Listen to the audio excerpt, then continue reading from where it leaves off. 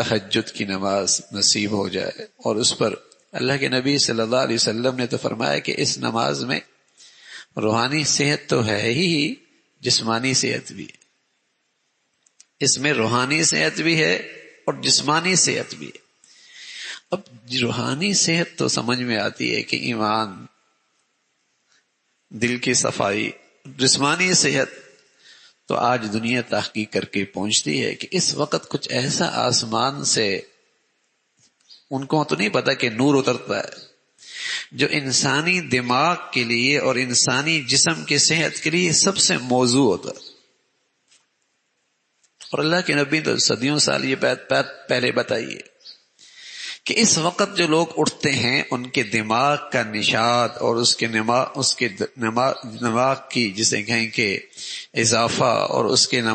دماغ کی بہتری، ان سب کا اس گھڑی میں اٹھنے سے فرق پڑتا ہے۔ تو اللہ کے نبی صلی اللہ علیہ وسلم نے بتایا کہ اس گھڑی میں اٹھنے والے کی روحانیت بھی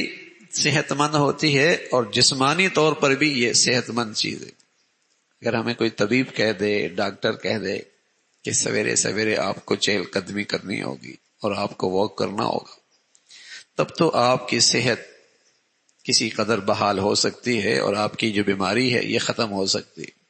ایک آدمی 40 سال بھی صبح نہ اٹھا ہوا ہو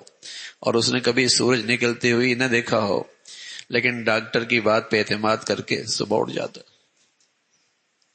اس کا پورا معمول بدل جاتا ہے اور اس کا وہ اہتمام کرنے لگتا ہے کہ میاں ڈاکٹر نے کہہ دیا ہے۔ حالانکہ 20 سال گزرے، اس نے کبھی فجر میں اٹھا نہیں اور اس نے سورج بھی کبھی نکلتے نہیں دیکھا، لیکن طبیب اور ڈاکٹر کے کہنے پر ایسا اعتماد ہے کہ میاں صحت کا مسئلہ ہے، اٹھ جائے گا،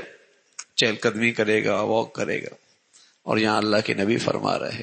کہ یہ نماز ایسی ہے جس سے تمہاری روحانیت بھی بنے گی، ایمان بھی بڑھیا ہوگا، روح بھی تر و تازہ ہوگی، دل کی پاکیزگی بھی آئے گی، اور جسمانی طور پہ تمہاری صحت کے لیے بھی یہ نماز بہت اچھی، تمہارے دماغ کے لیے بھی یہ نماز بہت اچھی۔ اللہ تعالی ہمیں نصیب فرمائے۔